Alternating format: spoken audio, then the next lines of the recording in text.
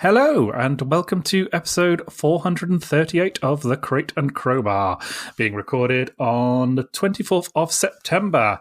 With me tonight to talk about some video games that we have been playing is Mr. Chris Thurston. Hello. Sorry, I'm really overcommitted. I'm sorry. Can I take it back? And equally overcommitted Marsh Davies. Well met. There you go. And I, of course, am Jamie Britton. Of course. The best of all Jamies. Best guys, hello. Great Britain. Brexit Britain. Guys, what have you been playing? I'm going straight in. Okay. It's Tuesday night. I'm in a creepy Airbnb in Warwick, and I don't give a fuck anymore. What have you been playing? Okay. Let women speak. Right. This is not the venue. Should we back up a second? Sorry, that really threw me. Can we talk about Peglin? I know that we need to talk about Space Marine, and we will. We are going to. We can if you want. But I've spent the last 12 hours of my gaming life playing Peglin. Yeah. And I need to talk to someone about Peglin. From tiny balls to Peglin. This is what happens when we don't plan the intro. It's bedlam. Yeah, let's talk Peglin. All right, let's Peggle. Yes, Peggle. So Peglin is a game by Red Nexus Games. It just left early access in Steam, which is why it kind of like floated into my queue. And I saw it and I was like, yes. And I said that to myself and with my money because it has a lovely little goblin, the Peglin of the title, the kind of pathos-laden little bopping pixel art goblinoid. And it's also a sort of deck-building, run-based kind of roguelike-y sort of game, a Slay the Spire type deal or a Monster Train type deal.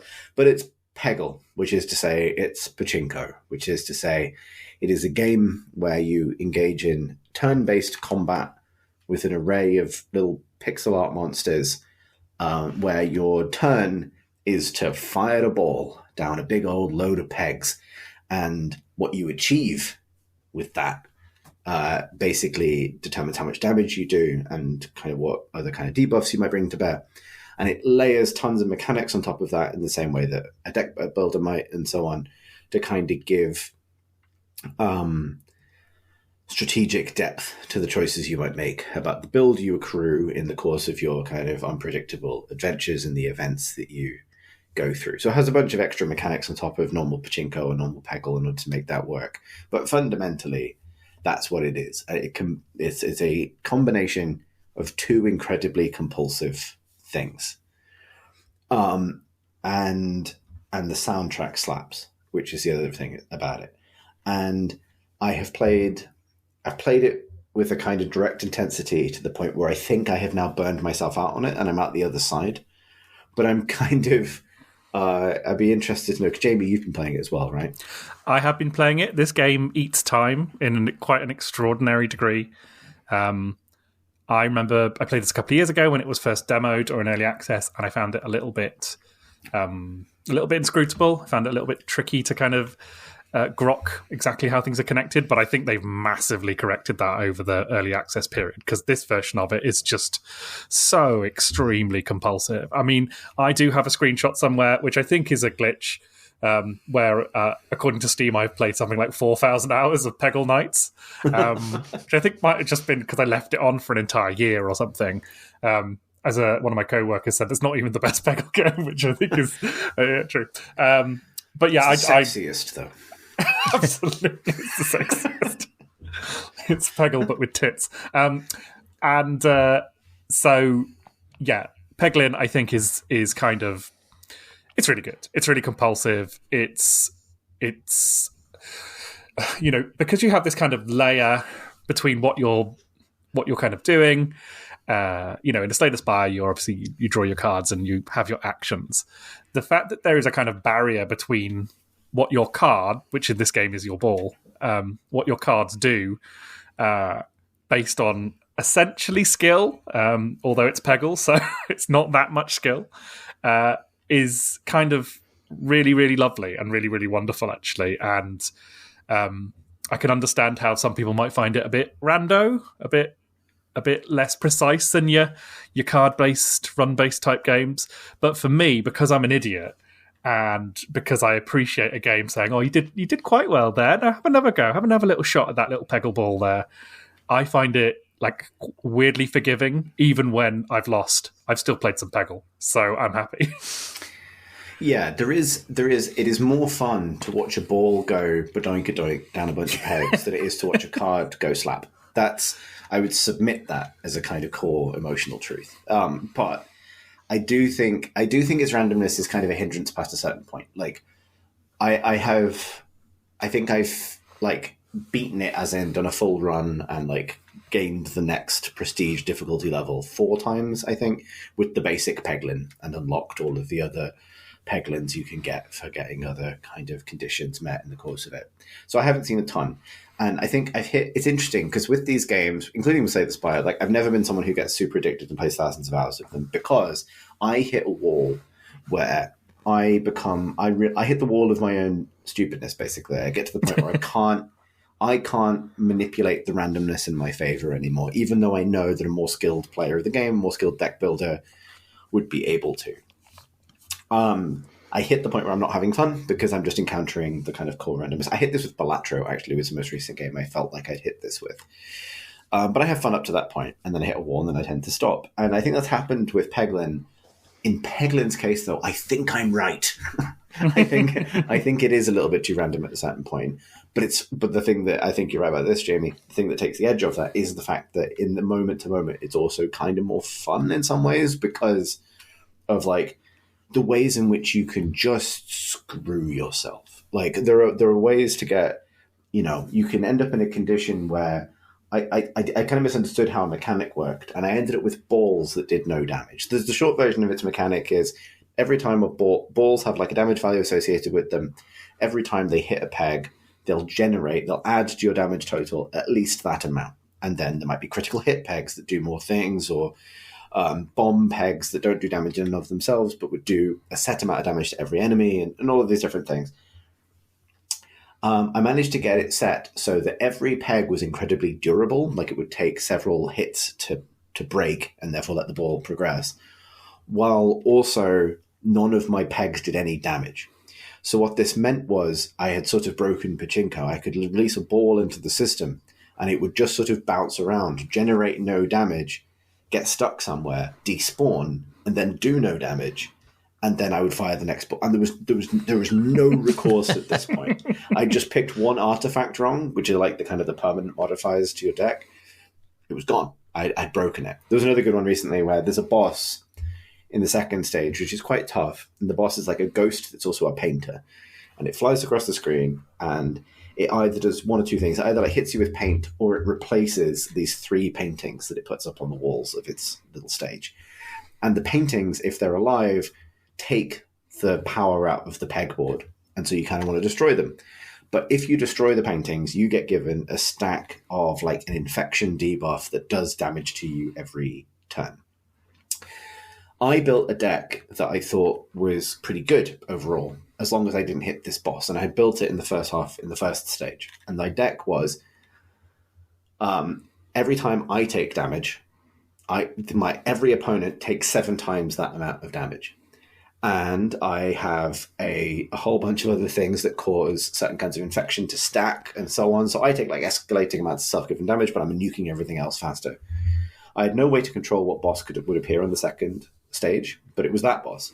I got into that boss, and the first time I accidentally destroyed a painting, I ended up in a recursive death cycle where the damage I was taking from killing the paintings was doing damage to the paintings, which was adding the stacking damage to me. And I annihilated myself incredibly quickly. And because there's no way to like remove that stuff from your deck once you've committed to it, I was just boned. And there's so many variants of this. I don't want to lead with this, to be honest, too much as kind of the game's weakness. It's where I'm with it now after 10, 12 hours with it, because I think genuinely it's a lot of fun getting to that point.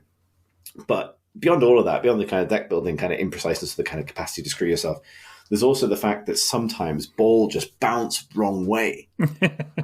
And you're like, fuck, why did it bounce that way? Now I've died. And when the stages take like half an hour to beat, sometimes that can be a kind of a strange negotiation with the value of one's time. But I like the goblin a lot, and I like it when the ball bounces right way. And that dichotomy has kept me compelled for a really long time. I mean, there's something interesting about it, right? Which is it is a game of you're playing Peggle and Slay the Spire at the game's kind of opening, and where you want to get yourself by the end is basically to a point where you're just playing Slay the Spire, because you want to be able to fire off a ball and for it to not really matter where you hit it, because whatever you've done to your deck, whatever modifiers you have to the board and stuff like that will just proc off anything pretty much no matter what you do. And so you don't have to think about that, which is interesting, right? Because it's like a game trying to get you to stop playing the game. I had one run where it was my first winning run actually, where I'd only really taken upgrades that are to do with bombs, and the bombs are really fun in Peglin, right? Because when they pop off, they shoot you flying off across the board, which is always a good feeling.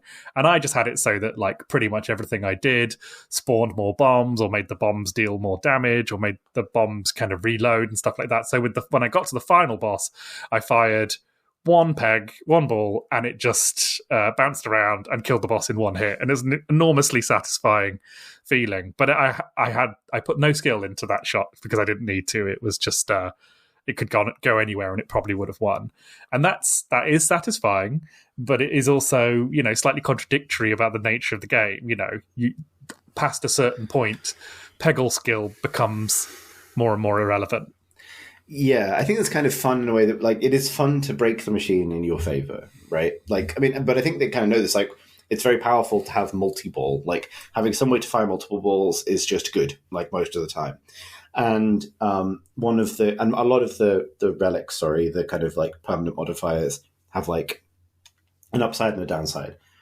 And there's one that limits you to suddenly only aiming in like one of four directions. Like, it becomes much more digital, like what you can choose. But you fire a ball in the opposite direction of the one that you're forced to aim in. And I found that with most of my really successful builds, you always take that if it's available, because you're right. Like, at a certain point, the aiming's less important than just maximizing coverage of whatever combo you set up. Like, a lot of my really effective ones have been about having things that upgrade the pegs, so add sort of standing points to them when you hit them, and then making the pegs more durable, and just getting into this thing where the balls just sort of sit in the machine for ages, kind of rattling around and setting themselves off and generating these massive numbers when they kind of filter towards the bottom. But it is full, I will say, as a game of its type, it is full of like interesting...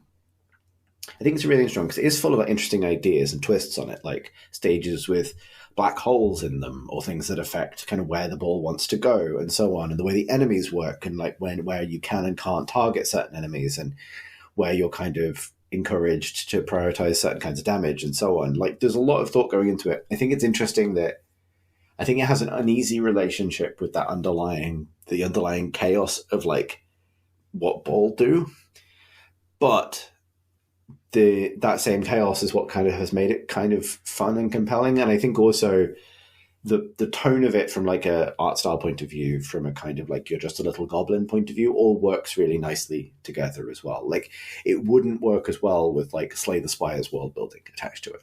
Like, it works because, because it feels like it's sort of intentionally scrappy and kind of a little, small and quite cute in a way. I think if it was less frivolous, it would be extremely annoying. Right. Yes, it's funny because there was another game which has the same premise, roguelike Peggle, that was called Round Guard. That was from a couple of years ago, and that was less frivolous and more kind of high production value, but also less fun. Like, the loop of it was slower.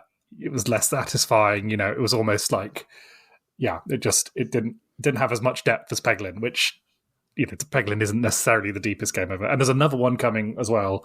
I saw on someone's Twitter page. So there's like a few of these kind of bouncing around, looking for holes to drop into. Are both of those other games, are they also connected to like a Slay the Spire style roguelike run, or are they more pure Peggle games? Oh, okay, right. No, they're proper like Slay the Spire run based.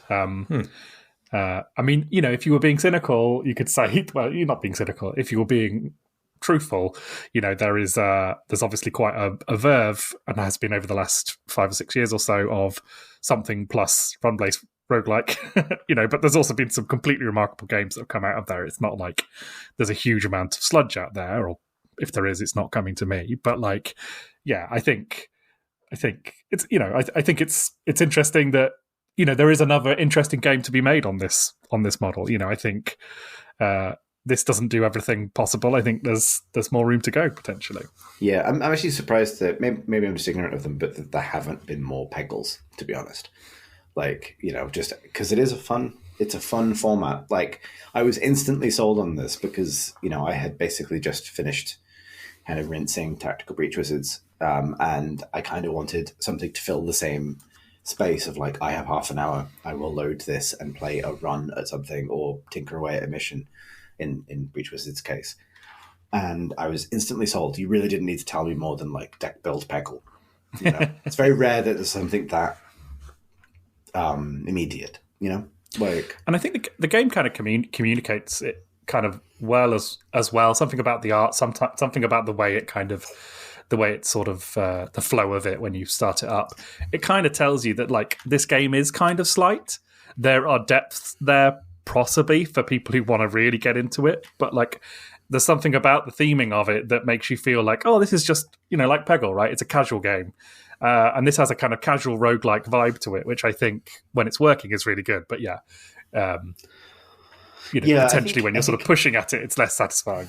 As as a casual game, whatever it means, because as you say, like, it is possible to spend 4,000 hours playing Peggle quite happily. I think there is something to be said for the fact that I will say this: the flip side to the it's random thing is randomness is a great equalizer and a great cover for one's own like failings, right? Yeah. Like it's a gentler way of like, when I hit that wall with something like a Balatro or something like a Slay the Spire, I kind of know that I kind of know it's me. I'm the problem. Like, like I'm not getting it, or there's something I could learn. And the evidence of this is the scores my friends are putting up, or the things I'm seeing other people achieve. Whereas in something like this, it's like, it's almost magnanimous of it to be like, I'm just going to fucking break. And you won't have to ask any questions. Like, that's, I appreciate that about it, I think, in the end. And I think that's maybe an underexplored niche of like, how much sort of deck builder or roguelike grit can you bring into a casual game and have it kind of remain casual and remain sort of breezy, but with the additional fun of like, I've built a mad engine that rattles and breaks and does fun things when it explodes. I also did a bomb build, Jamie, on my first like successful run, but I also upgraded all bombs to be the red bomb that also hurts you. There's a recurrent theme here where I became a victim of my own success, where it's like, that's an AT bomb, oh shit.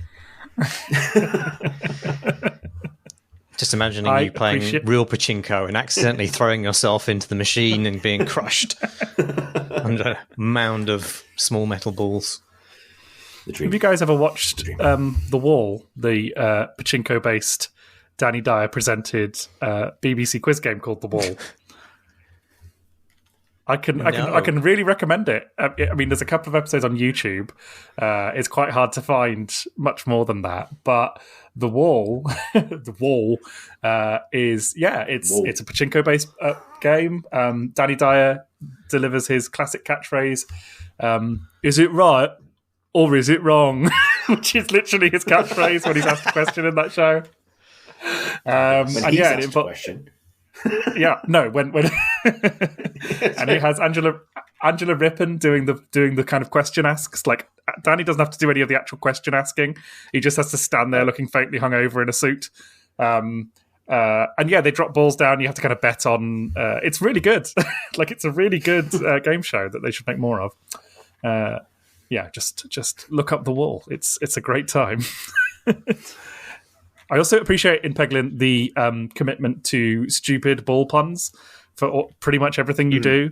So you have a viscorbate, exascorbate, extraordinary. Like, I like the way that there's puns that don't really work.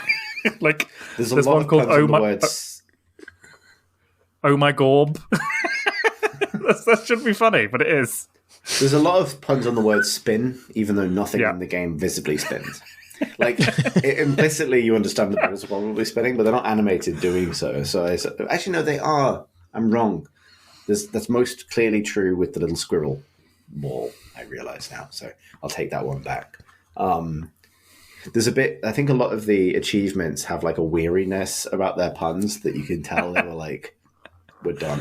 Like, in a ultimately very charming way. But yes, it's good. It's only a tenner as well. It felt like Yeah, I've got my many hours worth, I think. And I've kind of made myself want to play it, even though I keep swearing that I'm done with it and I can move to more kind of, high-calorie things. It's nice to be the little goblin. Do you know who else it's really nice to be? No. Lieutenant Titus of the Ultramarines. Or either of his best friends. I think a Warhammer Peggle game could work quite well, actually. Like, you're sort of firing balls through the infinite space, trying to avoid the warp. I mean, I don't know much about Warhammer, but I'm assuming there's something you can do that. In the grim darkness of the far future, there is only ball. That's... Ball never changes. Orb, surely. Orb is better. Orb. Yeah. No, you're right, it is. You're right. We can workshop this. We can make it work. Orb never changes. Yes. That's good, but that is Fallout. So I'm not sure if we're allowed that in there. So we can cross those particular streams. I almost got a complete tangent then. I always forget how inspired by Warhammer the first Fallout games were. I think that's always one of those like low-key inheritance people forget about. Like Brotherhood of Steel, like straight up Space Marines, like the kind of the tech worship, the kind of like we've forgotten how to make this, but now we sort of worship it, and we've reclaimed knightly language and imagery to kind of like, and surrounded our like kind of our big men with that. Like it's interesting. Like I think this is not the tangent I was expecting to go on, but just like Fallout 1 is like an artifact of like early 90s video game world building, which is sort of kind of original in its combination of the things it's inspired by, and it wears those influences really openly. It's really easy to call out like any post-apocalyptic fiction like Mad Max and something with Fallout, but I think Warhammer is actually underappreciated as a kind of quite distinct influence on it, which brings us back to the war we've been fighting. And I've been looking forward to talking about this because I was playing it when we recorded the last podcast. But yeah, how do we want to crack open Warhammer Space Marine 2? Yes, it's a good question. It's sort of Schrodinger's woke currently, as it is being both blamed and embraced as woke, and it is unclear to me which of those things, if any, it is. Since it's the CEO of Saber Interactive seemed to go on a rant online. He hasn't owned up to this being him, but also the company has not denied it being him, which I would assume they would do if it wasn't him, saying how good it is that we can now make games without any politics in, and here is our game with unproblematic supermen stomping on other races that challenge the authority of a totalitarian regime. Completely unproblematic, also completely without politics. And yet it seems to have been dunked on Steam for being too woke. So, it is in a strange place in these times of unending, meaningless culture wars. Yeah. I think it is more fair to say that it has been a weird representative, as you say, kind of deeply familiar in some ways year of one game after another inheriting the burden of this culture war that doesn't seem to be quite gaining traction in the way that it might have done a decade ago. Space Marine 2 is only the latest in a line of games this year, going back to Helldivers right at the beginning of the year. Yeah. Yep. That had exactly this debate. Helldivers, for almost exactly the same reason, right? Like Helldivers inheriting a bunch of its sort of like Verhoeven-ish kind of like Starship Troopers DNA, also from the same milieu that produces Warhammer in the 80s, right? Like it's all coming from the same source of like, I think sort of 2000 AD-ish. 2000 AD-ish, sort of slightly punk, slightly winking, slightly kind of indulgent, grotesque kind of science fiction of various kinds that now act as a bit of a kind of optical illusion to whatever kind of political lens people are trying to throw at it. Because my like top note on the game, the thing that like I would say like experientially that I loved about it is I played through the whole campaign in co-op with friend of pod Paul Hanneman. We had an amazing time, and it was the most fun I have had with a shooter campaign for a long time, actually, on the basis of something I'd like to get into, which is what it takes for a shooter campaign of like 8 to 10 hours to feel really full and satisfying, and for it to escalate in really satisfying ways.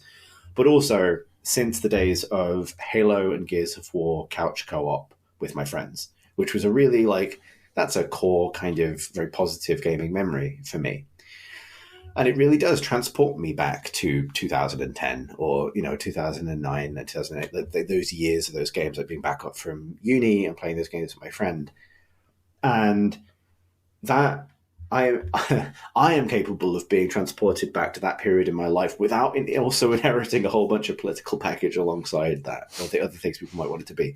I would argue those are actually distinct experiences, that it can be throwback as a gaming experience and that have nothing to do with the political payload of its world building, basically, at all. Like, I think it's a common trick among grifters to say that reclaiming a quality that you might miss from games of a few years ago also necessitates regressive politics of kind X or Y. Yeah, I mean, they're trying to pitch these two things against each other as though it's zero sum. Like, for every woman you add to the game, there's one less piece of cover that you can crouch behind or something. It doesn't work like that. That's not how games get built. But actually, I think even though it is, in some ways it does kind of conjure those couch co-op specters back into life, I think there is quite a lot to it, which is quite fresh and original about the way that it deals, about the way that combat is designed in the game. I think there's a little bit of Bloodborne in there where you're committing yourself to acts of dangerous melee action and vulnerability in exchange for building back armor and you sort of do parries in order to gain execution moves or deliver devastating gunshots to enemies. And what's interesting about it is that it takes the kind of that risk reward that you get in Bloodborne, but actually instead of it just being one kind of vector of reward as a result of that, it actually allows you to kind of apply the power that you gain from taking that risk in a lot of different ways. So you can do it to do single execution moves. You can do it to deliver a lot of damage against a single, more powerful enemy. And it helps you power up it helps you replenish your armor, and it also allows you to kind of do larger special moves. I forget what they're called, the special abilities that the Space Marines have, which have all kinds of different effects depending on which character you're playing. And so it's actually this thing which has quite a lot of it in the execution of it. It feels quite kind of blurry, I'd say. It's not a very precise game in the same way that Bloodborne is. And some of that stuff feels quite mushy. It's not quite clear when you're going to be parrying stuff or which attacks actually even get flagged as parryable. But the actual kind of tactical richness that it then rewards you with is quite impressive, and I've not seen something exactly like that, even though it feels a little kind of mushy and imprecise. Yeah, I think it's way more novel than I think it appears like it's going to be. Or I suspect that you could probably play the entire campaign in single player on like normal or easy and not encounter the depth it actually has, or experience its interesting ideas as almost like bugs. Like I think it doesn't necessarily make the rest showing of itself, and I've seen that in some of the reactions that I've heard of, but I think the core to us having a good time. Part of the core to us having a really good time with it was playing on a harder setting. I think that it's one of those. And I would submit that when games do have interesting systems under the hood, it's one of the kind of bits of evidence for that can be, does it get more interesting if you turn the difficulty up? Yeah. Like rather than just getting. And I think one of the things that's the interesting little kind of bait and switches that it's doing is it has the aesthetic and to some extent the kind of structure of a modern sort of action or shooter campaign. And I think over the last, since the Halo games and to an extent the Gears of War games as well, like largely those have gravitated towards more and more of like a sort of Simon Says sort of combat design where you're told what to do and you do that thing, right? And there's lots of different manifestations of this in slightly different genres. Like shooters approach it differently. In the case of because it's a third-person game, because it's got this, quite a prominent melee system. The other thing is inheriting some of the cues from like an Arkham game, right? Like from the Rocksteady Batman games, which are strict Simon Says games, right? Yes, they are about matching exactly the inputs to the kind of threat that's coming your way. Space Marine doesn't advertise the fact that it's actually a lot more analog than that it does have call-outs for like dodge this or parry this, but they're not prescriptive. And they're not the only things that those mechanics apply to. They're sort of like invitations to use the mechanics for a specific outcome, but you could also use the same systems to get your own kind of. It should be, in fact. Otherwise, you'll take damage in a lot of situations where you could easily parry it. If you're not parrying things, you should be parrying. And in that regard, I think it's kind of interesting. Like I've not seen games sort of look didactic while secretly being quite analog. Like that doesn't sort of happen. Do you feel that's a flaw or not? I feel like it could be a flaw. I respect so I've heard and I've chatted to people who hated it because of that. Because that was, just confusing and unsatisfying, and because it's hard, because it's quite punishing, and because you can die quickly. I think for me, like the moments where I think we had that question last week about games that make you sit up, and I think I mentioned Space Marine. The moments where I found Paul and I like sitting up was when we realized that if we talked to each other and planned and had a strategy, we would do better, which isn't a given in like a AAA action game, right? That like. Yeah. And the best evidence for that I can give you is like throughout the campaign, there were scenarios that we failed horribly, got kicked back to like a loading screen, and then reapproached with a plan and aced the first time. Like almost like without changing the difficulty setting, just went from like we can't do this to now that we have an idea of how to do it, we're going to pick our gear accordingly, and we're going to position ourselves accordingly and make decisions and pick roles for ourselves. And that's really satisfying. And like actually, Halo on hard difficulties is one of the only like co-op shooter campaigns I think that has also had that feeling for me, where it's like we will get pasted if we just run at this, but as soon as you start to engage with the tactical space of it, the game actually opens up a lot, rather than just being like, oh, you didn't do the thing I was expecting you to do, therefore punishment. Yeah, I think as a kind of corollary to saying that you need to play it on a hard setting, you also need to play it with another human being. Because if you just ramp up the difficulty in single player, it becomes punishing in a way which is quite unedifying, because you need to divide responsibility between the kinds of threats you face. And your AI just won't do that. So you'll just die because you get an awful lot of chip damage from enemies that are at range. And that can happen quite quickly. And it's just like, oh, okay. Nothing I could have really done there. I'm looking at a loading screen again. Yeah. But if you turn down the difficulty in single player, then it becomes kind of trivial, just button mashing, basically. No thoughts required, which is fine. But it's also the game has more potential in it to be wrung out of it, I think, and you only see that if you're playing with another person. Yeah, I think it's difficult to kind of fully market games as co-op, but it feels like, I kind of bought it on the expectation that I would be playing it in co-op. I've exclusively played it in co-op. 'Cause it also has a co-op campaign as well. And like, I think that's where its quality really shows. And I would also say that I think I managed to set myself up for a really optimal experience, because I think genuinely, like I don't know if I'll necessarily do like an end of year pod for like games of the year, but playing through that campaign in co-op with one person all the way through as like one, not in a single sitting, like we sort of did a few mornings of the week while I was off work. Is genuinely one of the most fun I've had with a game this year. And the reason for that is twofold. One is I think it's a really good co-op campaign. We could talk about like set pieces and so on. The other is it is such a love letter to 40K specifically. Like it really is. It's, it kind of goes without saying, it's like the most spectacular that setting has ever looked. And I think as someone who obviously loves tabletop Warhammer, everyone, like, there is a desire to see the models come to life and to see those worlds come to life. That's not just expressed through the books, but through all the other kind of supporting material, particularly like, to see like the kind of the small tabletop miniatures and that very specific mind's eye experience rendered at scale is like the purpose of like really spectacular art that gets produced as well, right? Like the kind of to create that sense of, I think that's one thing that's always drawn me to Warhammer, is that sense of spectacle and scale. And like you tell like 14-year-old me, and there were 10,000 aliens, then I'm like, I can imagine that, and I will. Like that's that'll be the response I have. And so this game's kind of ability to render the swarms at scale and so on is really genuinely spectacular. But also, it is, I think, like across the course of the campaign, I don't want to spoil it. Like, so it is. On one hand, it is a fairly like kind of archetypical Warhammer 40K Space Marine story with sort of archetypical characters and situations to some extent.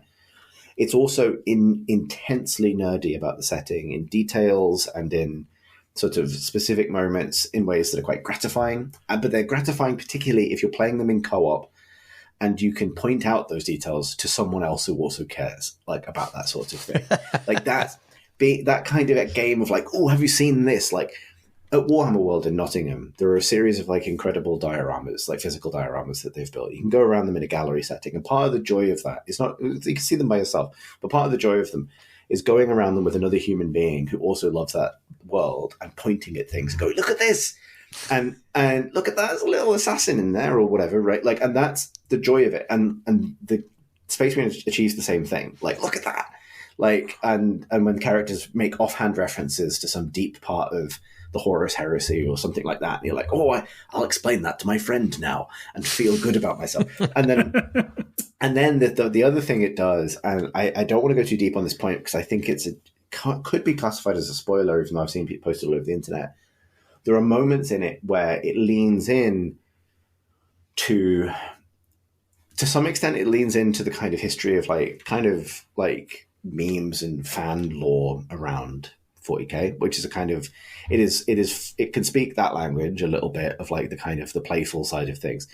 But also there is a moment towards the very end, which is a reference to something, to like, it's basically a reference to the style of 40K itself and to a very iconic piece of 40K art. So it's kind of meta in that sense. But there's a moment where they do the thing in a way that I know it's really frustrating for me to not want to spoil it for people who haven't encountered it, but I was genuinely like, as soon as I realized it was happening, and there's like, I mean, I won't spoil the exact scenario, but it's basically hold X to recreate the classic piece of 40K art. And I loved that little willingness to wink at like, we know what this is. We know kind of where this comes from. We know why people love it. And that, I think, I found that like me and Paul were fucking whooping like for joy at like the fact that they did the thing. And in a world of like quite cynical IP kind of material, I think, and sort of car key jangling kind of cameos and stuff like that, that was a rare moment of like, oh, you got me. You really got me with this. Because what I needed was a reference to a piece of art from 1993. But it really did. It really got me. And actually, in that case, 1987. That piece of art was old as I am.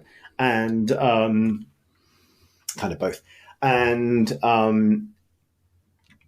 I think, like, to actually almost to return to that first thing you raised, Marsh, about the kind of like, is the game woke or not? I think one of the things that's probably quite interesting about it is like, it's because it is such a successful celebration of 40k, at least to me, I think it kind of like highlights that there are qualities in that setting, and there's qualities in the capacity you might have to really enjoy the time you spend with that setting that are not linked to one particular side of a piece of identity politics, but are actually simply the qualities of a piece of pop culture that can be celebrated for what they are, rather than hoisted up in that particular way in pursuit of a retweet. Yeah, I think it's highly unlikely that there are many pieces of pop culture that are in fact either pure wokeness or chud bait. So it's, and I think the fact that it is considered to be both simultaneously is perhaps a sign that the entire argument is dog shit and should be ignored. Yeah. Could it be even, I think we were on the edge of saying it, but like, I think it is fair to say that the moment someone uses a phrase like woke detector to apply to a game, they've already lost, I think, any rational, critical argument, basically by invoking a complete sort of a completely fabricated and sort of the deeply tired lens. I will say, I think like it's a much bigger subject than I think we could probably try and articulate in this venue. But obviously we're talking about video games. Like, of course we're going to collide with the fact that like we depict violence for fun, and we depict kind of fantastical scenarios for fun, and we kind of toy with big dangerous concepts and things. And it's also completely willing, I think it's completely valid to look for diversity of form, right? And I think there's a lot to celebrate in terms of the breadth of experiences that are now available. And it is not a zero-sum game. Slice people's pie does not get smaller because the overall slate of things shrinks, right? Like the part of me that loved playing Halo games and Gears of War games with my friends is the same part of me that loved playing Warhammer with my friends growing up. It's the part of me that stopped gaining new ideas at the age of 14. But I am capable of liking and appreciating broader things than that, and it doesn't take away from my ability to appreciate that. I also appreciate that I, given who I am squarely in the kind of the crosshairs of this kind of media, and I want and celebrate people creating things for people who are not me. I don't have my particular kind of, cultural middle-class white boy with a PC and a little bit of pocket money for pots of goblin green paint to feel included in entertainment and culture. The fact that it's not zero-sum, I think, is the thing that completely dismantles the whole purpose of any of these arguments. Because the fact is, multiple things are possible. And the fact that Space Marine's existence is not the existence of this video game can be celebrated as like, I do miss campaigns like this. Actually, I do. Right, like I do miss big budget, spectacular, sort of generous feeling shooter campaigns. It feels like it's been a while. It also feels like it's been a while to get a game like that with such robust support for co-op, for example. Those are all things worth celebrating. They are not salvos in a kind of historical revision, like sort of recidivism. They're not going to pull us back in time to 2011. And to be honest, I became a games journalist in 2011. I'll tell you, what people were arguing about then is the same fucking thing. So, yeah. Is there something in Warhammer called Primarch? Because I was watching some footage of it earlier, and I made myself laugh imagining some Space Marines wandering around the underwear section trying to find some bargains. The Primarchs. So this is a trap card that you've laid in front of me. So if you don't want me to answer the question, tell me now. Because I'm going to answer I would like nothing more than for you to tell me what Primarchs are. Okay, Primarchs, but not with a K, with a CH, like Ark, like Archon, rather than like Ark of the Covenant. Primarchs. You just used another made up word to explain one made up word. That's Greek. Oh, okay. Coming in with your space talk. Sorry, I think that's the most middle class thing I could have bellowed. Sorry, darling. It's Greek, darling. out yourself as a middle-class white British teenager who loved Warhammer without outing yourself. Scream, that's Greek, actually. Much like Golfarius and Omegon, Primarchs of the 20th Legion, the Alpha Legion. So the Primarchs are the 21, technically, children of the Emperor of mankind. They were his genetically modified super boys. They were created to be a bulwark against, or a kind of a bulwark against chaos, and the means by which the Imperium would achieve its kind of reclamation of the stars. The Primarchs were sabotaged by chaos, sent adrift in the warp until they were subsequently rediscovered by the Emperor, and then each put in charge of legions of Space Marines derived from their own gene seed or DNA. So every Space Marine Legion of the original 20 legions can trace its kind of genetic lineage to its Primarch, which is why they talk about them so much. Of those 21, technically, 2 are a complete mystery. They've never been known about. Half of them turned to chaos during the Horus Heresy, just about became bad. The rest of them are mostly dead, except Rabuti Gilliman, the Primarch of the Ultramarines, the Space Marine chapter featured in Space Marine 2, who is back and around, and that's why they refer to him and his plans, his kind of intent for the various worlds of the setting. Does that answer your question, Jamie? It's it's dad. Primarch is dad. Yeah. What's the lineage of the pound stretchers? They call them Imperial Fists, actually.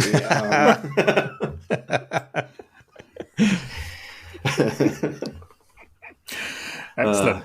Well, I'm glad I now know what Primarchs are. Yeah, the great Aldi ones.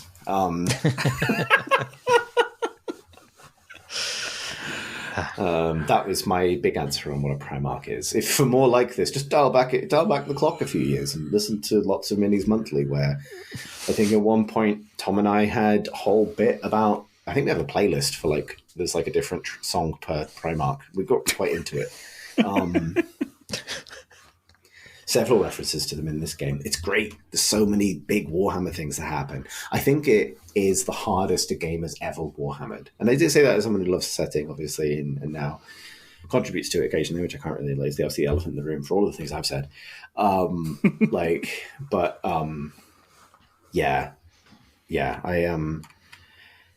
It's nice to see it get sort of taken up so much in the more positive sense, beyond the kind of causes it's been recruited into, to kind of see it kind of taken up by people and people get kind of joy out of it has been great. And I will say, I will not get tired of any. I think there's a genre now. I think Halo is part of this genre. And talking about those campaigns, and I realized something kind of integral to their storytelling, which is a level of seriousness that allows your characters to say to each other, like, we face dire odds. It's time to do the sickest shit you've ever seen. like we will make no small plans today, brother. We're going to do something cool. And that's the tone I want my action campaigns to have. You know, I never want it to be like, let's do something discreet now. Let's solve this problem efficiently. No, brother. I'm very excited actually about the Mechanicus 2, which is coming out at some point, because that first game, I was a little bit too. I was a bit of a nervous boy with the tactics in it and couldn't quite get my head around it. It's quite a complex game on that level, but the theming of it, the grumbling of it when anyone talks and just goes, which is really great.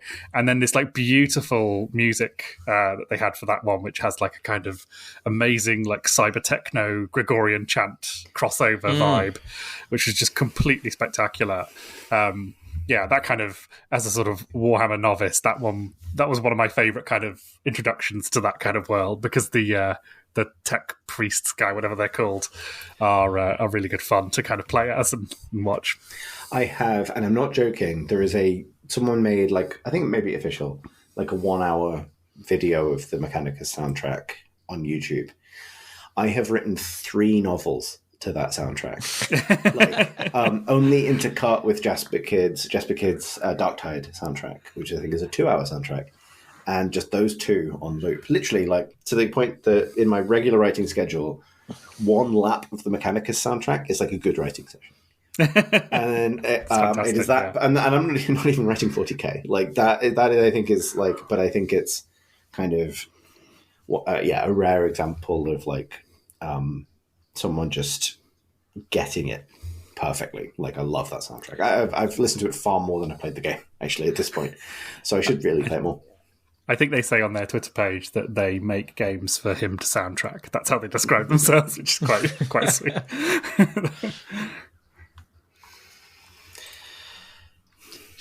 Shall we talk about UFO 50?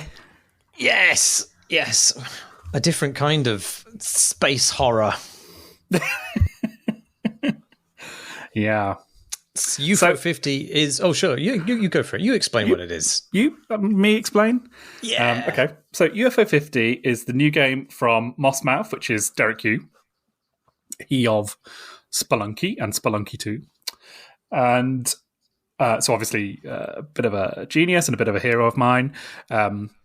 This is his thing that he's been working on for sort of 7 or 8 years now. It's called UFO 50. It's him and a bunch of other designers creating 50 individual games, which are ostensibly based on the kind of back catalogue of a arcade company called UFO. And this is it's sort of presented to you as almost like a ROM collection. And you have a big old list of games to play through, which range from puzzle games to platformers to various golf games and beyond. They've kind of covered pretty much every genre across the collection. And you when you open it up, you kind of dive in, try a game, bounce off it, try another one. It's kind of a sort of a unique experience, really. I've never seen anything quite like this. It made me think a little bit of the Magnetic Fields album, 69 Love Songs. It's sort of the scale of it and the ambition of it is very impressive. And I think one of the things I would really like about it is that kind of the right level of the uniformity of style that they kind of achieve across the collection. The sort of the color palettes they use, the kind of theming they use, the fact that there are kind of the sort of almost like environmental storytelling between some of the games because they're sequels to some or like ones that build on the ideas of others. So yeah, it's a kind of really interesting little package, which I wish I liked more than I did, more than I do. I think, I feel bad about myself for not liking it as much as I do because, and I am going to push at it, I am going to work at it because I want Derek Yu to be impressed with me and to think I'm clever like he is. But I think I find a lot of the games very inscrutable, quite hard in the way that classic arcade games definitely were. And I find that it almost feels a little bit contemptuous towards me in a funny kind of way. That's kind of the feeling I have when I play it. I feel like I'm not cool enough or good enough to play these awesome things. If only I was, more patient or more kind of willing to sort of think things through. And I guess that's kind of where I've ended up at with it. I'm glad you're saying this because I've been watching the responses come in from other game designers and they're all having a religious experience with this game. Like, I've been blinded by the game design. The game design sun has revealed itself to me. My mind has been melted by the dark truths therein. And I'm just like, yeah, but it controls like absolute shit. I'm trying to drive a car and it's only got 6 directions. It's awful. I find it very frustrating for that reason. I think there's obviously conspicuously a lot of very clever stuff going on there. The whole, I'd compare it to the beginner's guide in some ways, in that it's sort of trying to tell an a biography of a games company or game creator through these sequence of games, and that it's doing some clever meta stuff there as well. And even in the games themselves, they're all novel spins on things that are familiar to people who've played games of that era.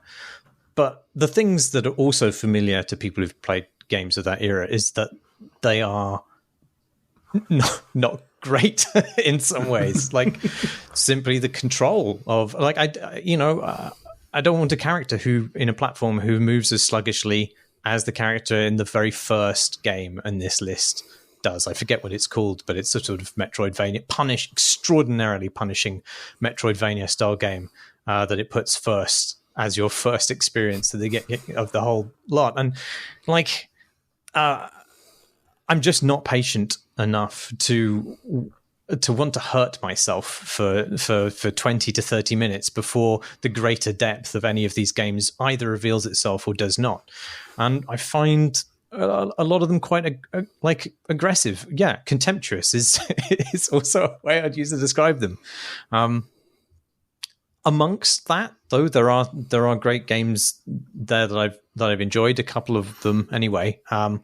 There's and they're all the ones which have the easiest, smoothest onboarding. Like there's the adage of easy to play, hard to master. I think that is controversially, I think that's good game design. I'm sorry, I don't like games that are hard to play and also hard to master. I like hard to play, easy to master. I think that's well. You said it's unknown to me because so many of the games are hard to play. Whether that is exactly the payoff, whether their depth tops out really early and it's just an incredibly difficult onboarding and then there's no depth at all, that could be what a lot of these games are like. But they're just simply so hard that I can't be bothered to put the time in to find out.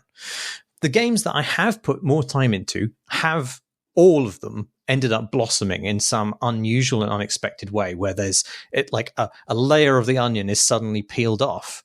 After like an hour or even 2 hours of play, and suddenly some whole new mechanic emerges. That's a very cool experience, and but I just don't know that that's true for all of them, and whether it's just wasted time. And I none of them explain themselves. None of them come with even like instructions or what buttons to press or anything. I just feel like that's that could be a bare minimum that you could do to make it slightly more palatable to people. I don't know why you wouldn't do that unless you were trying to be obscurist in a way which is off-putting. Just to avoid people writing in, you can press start and then check the controls of any game you're playing, and it'll give you a little list. Yeah, but none of the games begin with any kind of instruction as to what your objective is and so forth. Yeah, I liked Max and Mini, or maybe it's Mini and Max.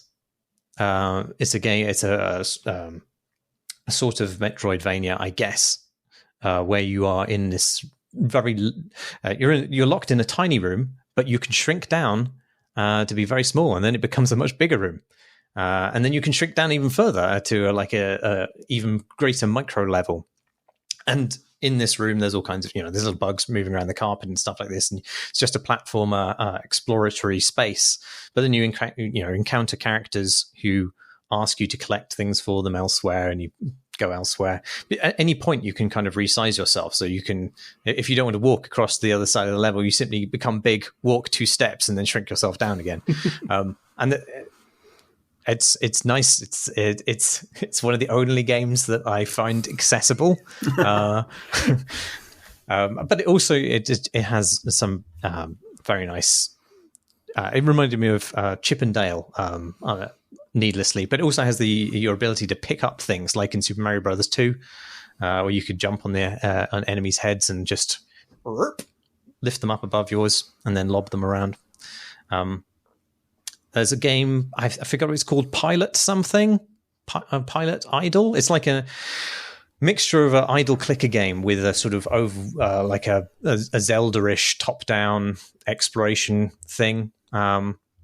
You crash land on a planet, and there's this big crystal, and you need to poke the crystal in order to get little crystals out of it, and then they buy you things. And then the things that you buy allow you to harvest more crystals quicker all in an effort to buy meat so that so you can explore the overworld. The more meat you have, for some reason, means the more minutes you have to explore the overworld. And then as you explore the overworld... This is also true of life, for me at least. Then you find the things that you're looking for to repair your ship, ultimately, I guess. That seems quite novel. As a clicker game, though, again, there's a lot of intentional time wasting. And I find that quite aggravating. But maybe no more so than other clicker games. I don't know. What are the games that have not appalled and annoyed you? Well, none of them have appalled me, and I am going to put some more hours into this game because, like, Derek, the Splunky and Splunky 2, like, two of my favorite games of all time, and like those are games that like have obviously been broken wide open now at this point, years later, but one of the wonderful things about them was the way that they held their secrets, right? And you can tell that UFO 50 is sort of full of secrets. It's got this whole like meta layer where there's like console commands you can enter, and I'm sure there's a bunch of interesting stuff in there. I wouldn't be surprised if there's hidden games or sort of alternative versions of it. Things like that will be really interesting to kind of poke at. And there are some games in there I really like. My favourite is called Kick Club, which is... partially the reason I like it is because there was a game on the Amiga called Soccer Kid, which was a platformer where you were a little lad in a football kit and you had a ball and you could kick the ball at baddies, one of whom was Pavarotti, and it was I remember this really vividly. Yeah. It was a hell of a game, and this game is clearly influenced by that because obviously, probably between them, this team have played every single video game ever made. And it is instead of that one was like a kind of scrolling platformer, as almost every game on the Amiga was, with giant sprites. This is a single screen, like single room clearer, and it's really elegant. The ball is in the middle of the room. The baddies are all like evil sports stuff that isn't football. So in the first world, they're all like tennis and badminton people you're trying to defeat, which is quite funny. And what you need to do is kind of dodge the baddies, get to the ball, and then kick the ball kind of around the room in order to beat the baddies, right? And you can bounce it off walls and you can bounce it off enemies. It just has to touch them. The ball just has to touch them with some kind of force in order to clear them. And then once they're all gone, you move on to the next level. It's just got an interesting level of strategy, right? Because like in real football, you're sort of thinking about where your ball is going to end up after you've kicked it, right? And you want to be able to get it back. And you could even do things like if you... Just like in real football. Just like in real football, yeah. This is obviously the nerd's view of football, where it's just like, if I could just get the ball, then I could kick it. If I could just get it to hit that tennis player with enough force to defeat them. Maybe you girl need more would meat. Kiss me. That's what you need. Yeah, I need more meat, yeah. But, thinking about like that, and then you can also like head the ball. So you can sort of set up combos, basically. So you can kick the ball, it kills an enemy, bounce off a wall, and then you head it, and it kills another enemy. And for me, that's been the game I put the most hours into. I've got to like World 2 or whatever because it's so hard, of course. But it is, it's really elegantly designed and really kind of playable and fun. So I really like that one. There's another one called Velgress, which I'm describing as up Downwell. The Downwell developer is a member of the team, so I don't know if it was his involvement, but it is exactly what it sounds like. And again, like to Marsh's point, that is the one which has the most easily grokkable controls scheme. You're just jumping up through a kind of but it's really hard. It's a really, really hard game. Like, I wish they'd ease you in a bit more. Give me a couple of levels that are easy. Sonic the Hedgehog used to do that. I just appreciate a tiny bit of breathing space before they spank me mercilessly, I think. Yeah, because like, we didn't really have the same culture of arcades in this country, right, that they did in America. And my memories of going to anything arcadey as a kid, although they did do this in The Simpsons, right, like where they played the Waterworld game, but like you put the money in the machine, you die in the game, and then you've got no money, and then you have to just go and look at other people playing the games, right? I never enjoyed that because I enjoyed playing video games. I didn't enjoy being laughed at by machines for being shit and having the reflexes of a child. And UFO 50 does kind of simulate that. It does kind of go like, ha ha, no, bigger kids playing now, I sound like I'm being really mean to this game. I'm not. I kind of respect it. I respect its kind of commitment to the bit. It's just like, yeah, I think if you come from a kind of different place, it's a little bit less kind of convivial to you. Bushido Ball's good though. That's Pong with throwing knives. I quite enjoyed that. You select a character and then you play Pong, but in between hits you can throw shit at the other player, which is quite good fun. And there's all sorts of like interesting like gameplay things that they put in there. So for example, there's one power up which turns your enemy into a log if they trip on it, and you can do a thing where you kick the ball into it so that when they go to hit it, they turn into a log and you get sort of initiative back. It's kind of fun. Have you played Cyber Owls, I think it's called? I don't think I played Cyber Owls now. I think it might be the 50th one, but it's a lot of these games. You can describe them and you think, oh, that sounds cool. And but I assure you, playing them is less rewarding in some ways. Like this game, it sort of sets up you up with a sort of bad dude star premise. Are you bad enough to save the president sort of thing? And you pick from this team of owls, action owls, to go and do missions in different parts of the world. And so you select the first owl and it's this side-scrolling punch 'em up. And then I'm almost immediately got annihilated because it's incredibly, incredibly difficult. And you're like, oh, shit.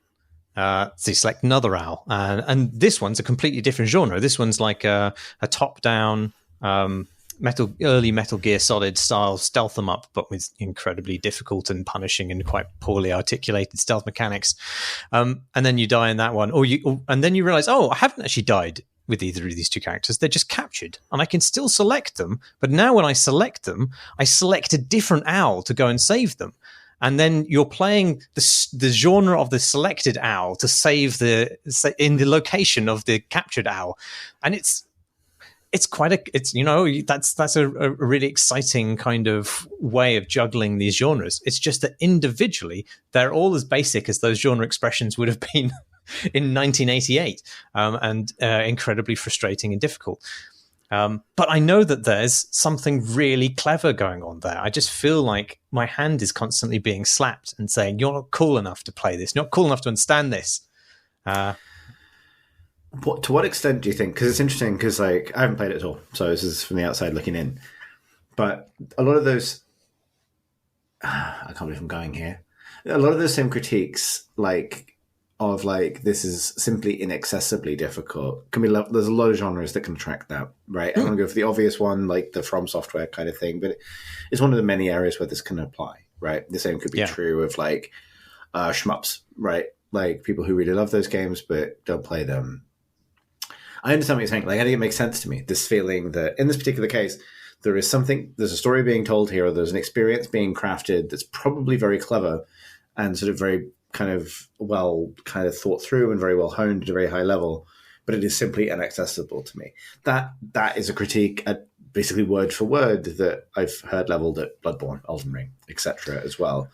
Is the difference that the kind of landscape this is taking place within is strictly nostalgic, and therefore it's not necessarily as, I don't know, even it doesn't even have the basic line of analogies to kind of support someone giving it a go. Yeah, I think the interaction between difficulty and nostalgia and the way that these games are inaccessible is interesting, because in Bloodborne, fundamentally in Bloodborne, you can move around in that game, no problem. It's a difficult game. It's a very difficult game. Enemies do a lot of damage. You can easily die. That's true. But fundamentally, there's no... It is as good as expressing one's movement within that world as the state of the art at the time it was released, Bloodborne.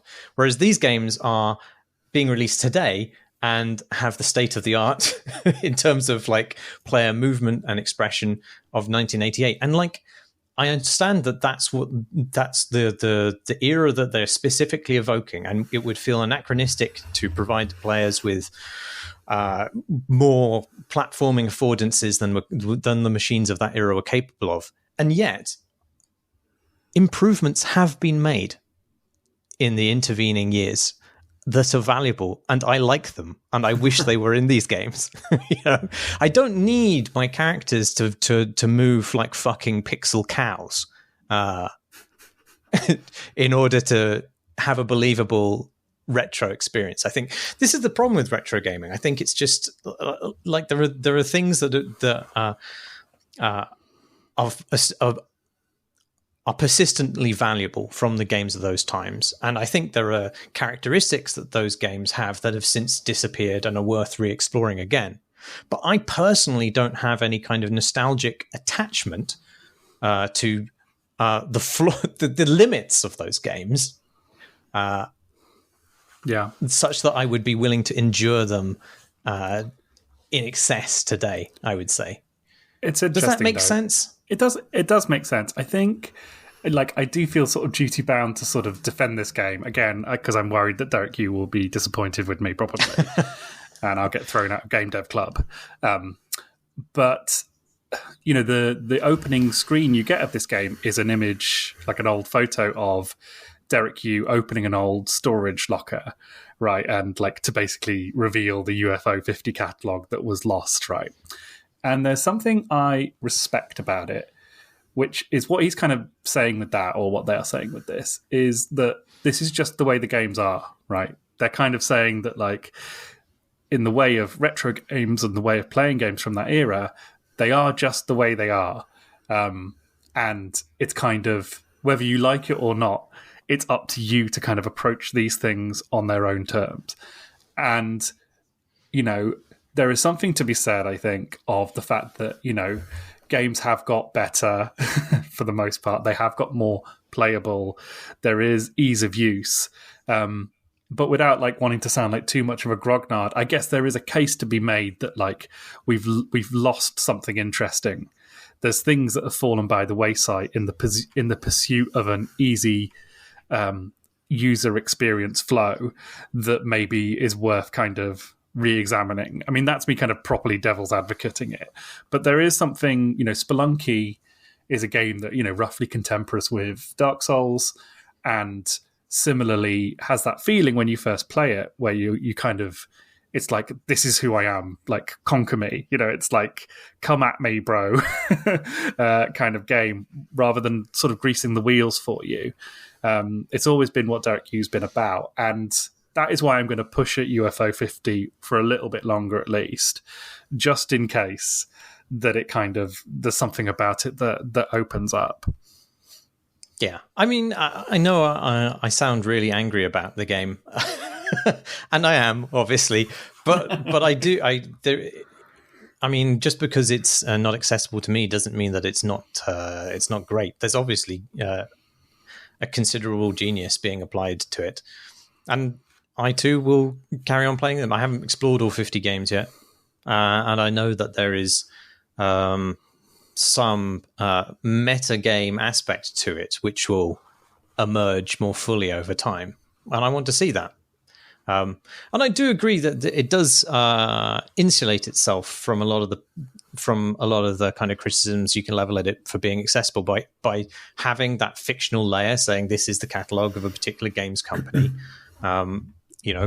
It wouldn't need to say that. It wouldn't need to have the claim that its games are good or even likable for that fiction to be useful and persist. In the same way that, like the beginner's guide, a lot of the games that you are exploring in that are half finished. They aren't complete games, and that's fine because it's contextualized within a biography essentially, and so you can do that here as well. But that doesn't make the moment-to-moment exploration of that pleasurable or even possible for me. But we'll see. There's so much more in it, and each of the games that I have played and explored to any great degree has opened up in such a way that it feels like there's several games within them. So this is a huge work, I would say. There's a lot in it to explore. Sorry. Please go on, sorry. So my frustrations at it are just like presumably very surface level, and there's a lot more to it. I mean, the podcast Eggplant, previously the Spelunky show, like before they realized they were running out of stuff, they are doing a thing where for the next year they're going to play a game a week, which I think is a really good format. So I'm looking forward to like playing along with that at least a little bit, because I'll be playing each game each week and kind of getting into it. I'm going to have a go at the one you mentioned, the pilot one. Maybe you could have a go at Kit Club, and we can report back next week. Next time we record. Well, pilot one's an interesting one to do because it carries on playing itself in the background when you're playing other games. So you're still earning your idle clicker points. It's kind of great. Passed away. Yeah. Yeah. The other thing I was going to ask was if there's a sort of suspicion that it would be a very arch thing to do, but also a very clever thing to do, to sort of drop the whole game as a kind of mystery box, for a community to pick apart and explain, if the absence of instruction and so on is sort of an intentional invitation. Like, I think that raises its own suite of issues, but like, it's an interesting, it's that notion of like a game as like a collective object that people kind of drill away at from different angles, and that is too big and internally complex for any one person to kind of map personally is interesting. Like, is it satisfying for individuals? I don't think so. I don't think that was the experience of the man who got to the middle of the Curiosity Cube. But I do think he got to be God. He did. In a video game. Except he didn't. Yeah. But you see what I'm saying? Like, I think there's like, it's interesting. Like, I do, like, I'm sort of tempted to agree, and I haven't played it, so I'm just agreeing from the sidelines that, like, to me, like, the issue with having sort of inaccessibility as an aesthetic quality is the difference between now and the late 80s, early 90s, whenever we're kind of taking inspiration from, is I don't have to bash my head against the only game that we have on the Amiga. Yes. Because I can play Peglin right now. And it's only the social contract established by the fact that we have webcams on that's stopping me playing Peglin right now. And so, and I think that's a sort of, again, that's flawed logic, right? Like, the existence of easily consumable television does not preclude the existence of more challenging television or books or film or whatever, right? Many things can exist. But I do think there is something really tangibly unpleasant about the feeling of like, I just don't know how to interact with this. I don't know how to, open this up to myself, right? Like, and maybe that's satisfying for some. I'm not sure it is for me. But yeah, incidentally, earlier I was thinking about, are there any games that are hard to learn and easy to master? And I think QWOP is, in that if you've learned QWOP, then actually it's fine. Yeah.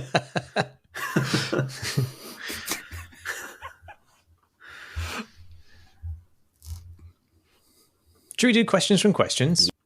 So this question was from Quadratops via the Discord. He said, "It seems to me what we commonly call games journos are closer to, quote, publishers of content for gaming enthusiasts than they are to traditional journalists. However, Bloomberg in the past few years has been treating this industry with a scrutiny hitherto mostly, although not totally, absent. It writes about it as if it were an extension of the tech industry worthy of serious analysis and not simply as toys for nerds, a stigma that in the past 10 years seems to have been greatly eroded. Do you see this differently? And, supposing you do agree, as former games journos and now game devs, what's your impression on this increased scrutiny and why do you think it's been absent for so long? Cheers." Oh, Marsh and I think looking at each other there. I don't agree that this dichotomy is quite as pronounced as the question makes it out to be. I do agree that there's been quite a few really good examples of good investigative journalism and other forms of traditional journalism in the last couple of years. I think there are more platforms for that. I also agree that like enthusiast media, as it previously existed, was largely about entertaining people who enjoyed a particular kind of medium, right? Same as majority of film and music journalism as well, right? It's less about games journalism, more about entertainment media, right? As it has existed in one form or another for many, many years, like for decades. I think it has always been almost semantic to conflate the two. My argument would be that, and I'll put this as an opening gambit, and then Marsh, let me know if you agree. My argument would be that getting het up on the definition of the word journalist here is less useful than kind of highlighting that as games have matured as an industry and come to be taken more seriously as an industry, they have attracted more kind of like journalistic coverage, to use that phrasing. I also believe that previously, those of us working in like the entertainment media part of it have over many years in many different ways attempted to apply, similar scrutiny and effort to journalistic endeavors while also making fart jokes in little captions. For that was the duality of the professional domain in which we found ourselves. I do think there's always been an uneasy relationship, but not to do with some kind of like self-limiting decision to just be like coverage of toys for nerds or something like that, but due to a kind of broader ecosystem around games media and entertainment journalism in general, which is not especially friendly to original or investigative work and never has been. The skill has always been deriving something of value from what is supported, basically, either from the perspective of the publishers of the media or the publishers of the games that you're covering. You're highly dependent on several different broader factors. And it's only through the arrival of like alternative kind of funding models or the interest of traditional outlets that it becomes possible to kind of invest the money necessary to make a big success of a different approach. Yeah, I agree. They are toys for nerds still, though. Yeah, they are. But I think there's two other things there that are markedly different. I mean, I agree with you that there isn't a starker dichotomy as expressed in the question, but obviously the industry itself has grown, and so it naturally attracts more scrutiny simply by being enormous and having a lot of money associated with it, which wasn't as true 15 to 20 years ago. It's bigger than film, music, and television combined. So obviously there is going to be more reporting around the economics and labor involved. But also, I'd say conversely, something that was present 15 to 20 years ago but is now declined is criticism. I don't think criticism exists in the same form across any media as it did 15 to 20 years ago. Social media, the if you like, the democratizing of expression itself has eroded the degree to which critics have been held in regard, rightly or wrongly. But I would say as a result of that, there is less interesting and deep thought in writing about games. But there's more of it. I don't know that it's as much of it is as good. That is an animating rage that causes all former Edge writers to rise from their coffins. Yeah, I think like it's interesting that because you can't sell criticism anymore, really. Like the kind of, I mean, you can, magazines still exist, but like the decline of like the value of like, I'm going to invest in this piece, I'm going to spend money to read the writing of this particular person about the thing that I'm interested in, does enormously take away from that. I mean, I think maybe it's too soon to do the full post-mortem, but I do think there's been a degree of like there've been so many identity crises piled on top of identity crises in terms of what games media is over the years in different regards. I think a very difficult relationship between criticism and consumer advice, which are different things. Yeah. And the different ways that manifests itself, trying to do both, kind of faltering attempts to achieve something more journalistic or more impressionistic and all of in betweens. Like, I'm so not connected to it enough now, which is a strange thing to say, to know that there aren't still kind of attempts to play with the form. But I do think that, like, in a weird way, the underlying needs that sort of tricked people into reading games criticism have been so well addressed by, like, big automated heavy solutions and Steam algorithms and stuff, that it's sort of taken the air out of the room. We can no longer trick people quite as easily into accidentally reading a piece of criticism, which will make them angry. And have them leave a horrible comment. Like, you just can't betray people's trust like that anymore. You just got they're just going to see whether they like a game or not from the wealth of information readily available for free on you can just watch someone play on YouTube and you just make your own mind up. This question, got quite a lot of discussion going on the Discord, and I'm going to, at the end of this episode, I'll talk a little bit more about how we're changing up how we're doing questions to allow for more community engagement, just to give it the most Orwellian term possible. I more mean that it's nice to get other people's thoughts in on this stuff. And yeah, Somnolent Surfer was saying, people who are referred to as games journalists would be better to be referred to as game critics, which there's nothing wrong with, right? He says cultural criticism is a good and valuable thing, he says, which is some of us for a long time were games clowns, and I think that I mean that very seriously. Yeah, obviously I identify as a games journalist because it was the parlance, but I was never really a serious journalist.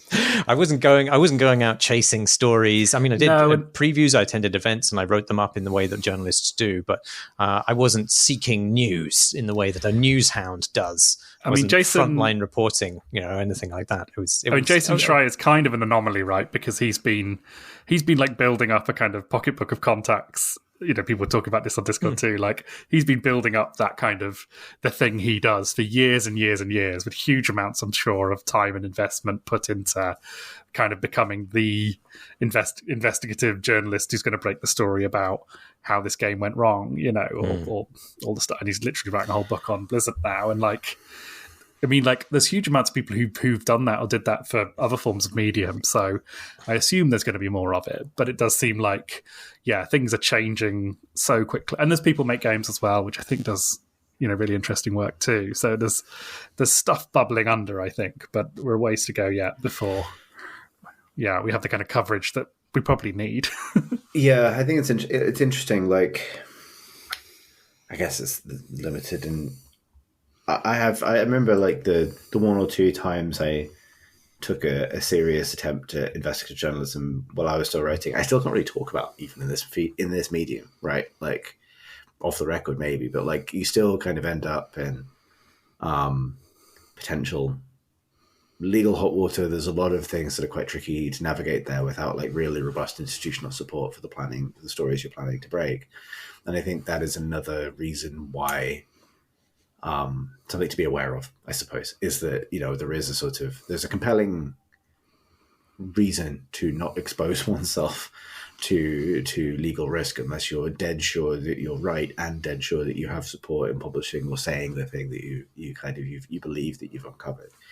It's also the case, I think, and I think this will come out more and more, that like, and I've certainly kind of gained this impression in the years that I've now been on the other side of the fence longer than I was a journalist, which is kind of a weird thing to think about. Like, now that, like, it's as of this year, I think and I do think another interesting subject to dig into is that I do think that perceptions are really different on different sides of game stuff, like in terms of perceptions of the press and the role of the press and so on, and how reliably journalists surface what's really going on. Also, how common certain experiences are between studios and so on, and the sort of themes that run through the industry.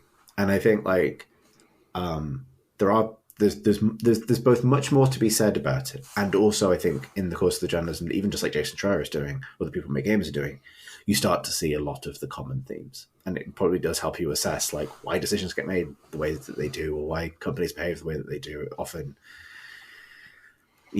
are come down to the same few realities, shall I say? Yeah, and companies have already started kind of, after the kind of reckoning over the last couple of years, companies have started responding to that, and that wouldn't have happened, in the same way without that work being done. So, yeah, I think it is a really important mechanism. I think it's also just like it's just like I think it is both reductive to say games criticism is a marketing vehicle for games. But it is also true that it's not necessarily the best delivery mechanism for exposés of poor working practices, for example. And I think like the conflation of those things for a long time has been kind of confusing. But a lot of this, I think, as I said at the top, a lot of this comes down to the fact that like we're probably trying to make the word journalist do too much. Yeah, I mean, there's lots of different kinds of journalists as well. It's a broad term. It doesn't. I mean, a journalist isn't just somebody who seeks and exposes hidden truths within industries. Like they can also be. There was a picture of Charlie Brooker in PC Zone eating his own arse after Carmageddon 2 didn't win Game of the Year. Is that John journalism? Clown. John Pilger. Woodward and Bernstein. Charlie Brooker eating his own arse. Exactly. Any more questions? I think we could do one more. Land on a note other than Charlie Brooker eating his own arse. That's all I think about. This is from David. David ran via email. Dear Saucy Semicolons, we recently had some cool days where I live, which can only mean one thing to me. Oh, you mean like weather or like a cool day? A cool day. I saw a train. I was wearing a T-shirt with a picture of a sun that was wearing sunglasses on it, which can mean only one thing for me. It's time to play Dishonored. I associate the Dishonored series with October and November because the main entries released in those months. Last year, about this time, I replayed them and resolved that every autumn I would play at least one of them. Do any of you have a game or kind of game you like to play during a certain time of year? Saucily yours, David. No, if I'm honest, but I suppose I suppose there is a sort of ingrained in me through many holiday periods. There is a desire to play like a big, rich but shallow game over the course of Christmas, like your big matinee adventure games, your Gods of War, your Uncharted's. They fit over a Christmas period as you really want to shimmy along a well-marked ledge at Christmas. Exactly. You're not for much more than that after you've imbibed a Christmas pudding. The Binding of Isaac is a roguelike top-down sort of Zelda game where you play as this little naked child who's crying tears to sort of defeat various manifestations of his childhood trauma and abuse, and everything's made of shit and tapeworms and horrible stuff like that. And I like to play that when I go home to my family's house for Christmas. Isaac is always a Christmassy game for me for those reasons. I think I don't really have a tradition like this either, but last year I did. Christmas last year, it was my first kind of year at the Steam Deck, and I quite liked treating it as like the great indie games I missed Amnesty Zone. So I think I played like Cocoon and Pentiment, and sort of went through a bunch of things, and I think like that's a nice feeling, like catching up over a break. I think in terms of seasonality though, like I don't think I have a strict relationship. It's much more due to my work. It's much more down to my cycles of work and my general sort of mental state, I think, rather than what time of year it is. But I am determined to have a bit more of a chill autumn this year than I did last year. And so I think that what that does mean in real terms is more Baldur's Gate. But like, but that's less seasonal and more like I'm ready for a break. Therefore, it is time to keep just chipping away at different aspects of that massive game. I can there's in psychiatry, right? There's this idea of like early interventions for mental problems. So like, which is like, if you can get in early, like you can stop someone getting depressed or having like some kind of breakdown because you can sort of spot these early warning signs. And like, I do this thing, right, where I'll install Destiny 2 on my PlayStation and I'll get all the bits of it I need and I'll get it all set up and ready to rock. And then I'll play it for a couple of days and then almost to the like decimal point of time, I will feel myself going into a slight depression, and I can literally now use the desire to play Destiny 2 as an early warning system to like, okay, I need to like make sure I'm taking my pills and like, not schedule anything important. Then it's like the part of my brain which gets a chemical imbalance is the same part of my brain that wants to play Destiny 2. I have exactly the same thing. Oh my goodness. Same game. The difference between us, Jamie, is that I have played 2,300 hours of Destiny 2. Although actually I've had like the longest, I think we were kind of in the pod hiatus when Destiny went through its recent big expansion and subsequent layoffs at Bungie and stuff. And I have found myself in a strange hiatus recently where I haven't touched it in a couple of months, which is rare for me. I'd meaning to jump back in and play through the most recent seasonal stuff and things, but also the sort of, it kind of goes without saying, Bungie's had a few bad news cycles in a row and a lot of layoffs, and it's been quite kind of depressing. But that's sort of the sort of like it's sort of lost its quality for me, at least recently, as like this escapist place I could go. And it's been quite interesting that what surfaces in the absence of that go-to, like this is the thing that I will be absorbed by, that will answer my brain's need for sort of something to think about, but not something that puts me under any pressure. And the answer, dare I say it, Peglin. Every day in Peglin. That's... They should make like Peglin like a fucking like crazy expansive like place where you go to like the Peglin Tower and jump around. I will say it on this podcast. Will I do it? No. Will I say it out loud? Yeah. I will write the Peglin tie-in novel. I just finished a book. I can do this. I got a space in my schedule. I promised I wouldn't get another project going before the end of the year, but I think I could find a theme. So I'm imagining it would be like Finnegan's Wake, and it would all just be like made up, like kind of your own like language. A lot of orb puns. Yeah, it's like only in French. If we're going there, it's like stately plump Buck Mulligan hit loads of pegs on his way down the stairs.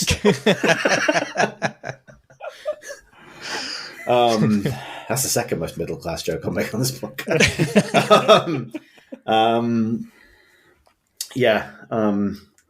James Joyce's Peggle. Nice.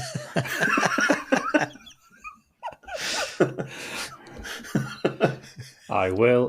Oh, yes. Yeah. Peggle. I think it's a portrait, good portrait of the Orbist. Dublin Orbs. Dublin.